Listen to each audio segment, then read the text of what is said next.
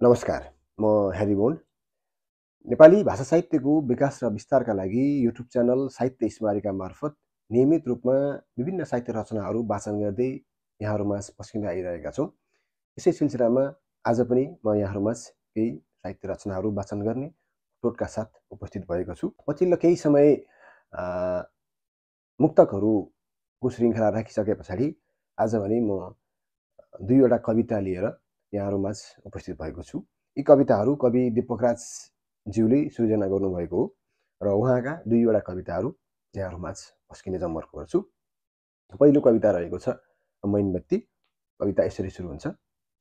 समाज सरकार कसैले नदेखेको भत्किनै आँटेको गुणको अचरा सिन्दुर श्रीमतीको लाली र भविष्य बालबच्चाको लागि सयल जिन्दगीको परिकल्पना गर्दै गर्दै लाग्दछ परदेश किन्नका लागि घरभरिका खुसी बजार्दै पाखुरा कोर्नका लागि भन्ट्याङ भुन्टुङको भविष्य खियाई नगरा च्यात्न गरिबीको छानो ऊ बिसाउन पाउँदैन भारी खोज्दा खोज्दै सयल जिन्दगीको हरेक दिन बगाउँछ पसिना ठोकिँदै अभावहरूसँग एक दिन थाप्लोमा ठोकिन्छ फलामको डल्लो बगाउँदा बगाउँदै पसिनाको सेती बग्न थाल्छ रगतको कणाली ऐजन ऐजन दुःखहरू थाती राखेर आँगनमै ओर्लिन्छ काठको बाकस दुःखका पहाडहरू चुलिँदै जान्छन् कस्तै जान्छ खुसीको पहिरो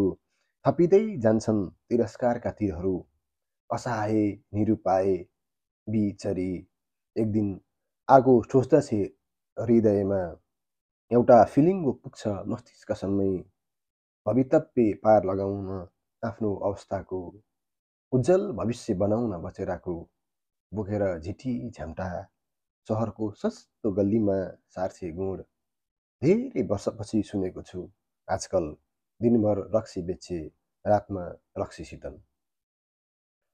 धन्यवाद। पहिलो कविता यहाँहरूमाझ राखेँ। त्यसै गरी अर्को कविता म यहाँहरूमाझ पसिन्छु। यो कविता कवि दीपकराज ज्यूको कृति बटुलोबाट मैले यहाँहरूमाझ वाचन गर्नेछु। कविताको शीर्षक छ महापुरुषकी स्वास्नी। कविता यसरी सुरु हुन्छ।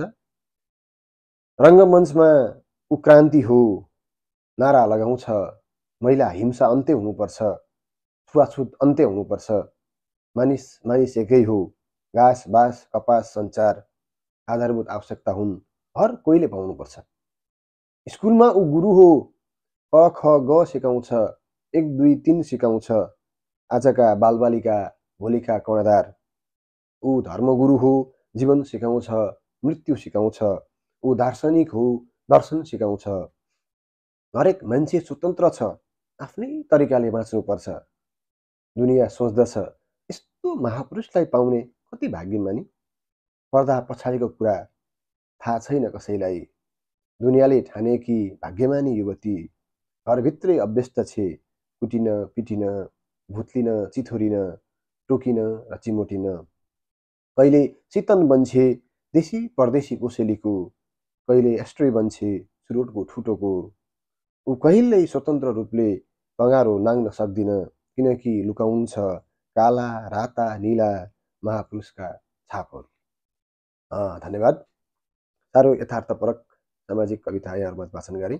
यी दुई कविता हामीलाई उपलब्ध गराइदिनु भएकोमा कवि दीपकराज ज्यूलाई धेरै धेरै धन्यवाद र हामीलाई यो बसाइमा यहाँसम्म साथ दिनुभएकोमा यहाँहरू सम्पूर्णलाई हार्दिक धन्यवाद व्यक्त गर्न चाहन्छु। नेपाली भाषा साहित्यको विकास र विस्तारका लागि यो अभियान यहाँहरूलाई कस्तो लागिरहेको छ हामीलाई प्रतिक्रिया पनि जनाउन सक्नुहुनेछ जनाइदिनुहोला कमेन्ट बक्समा अथवा हामीलाई व्यक्तिगत सम्पर्क गरेर पनि यहाँहरू सबैले हामीमाझ सल्लाह सुझाव पनि प्रेषण गरिदिनु होला यति भन्दै यहाँहरू सम्पूर्णलाई पुनः धन्यवाद र नमस्कार व्यक्त गर्दै बिदा हुन्छु।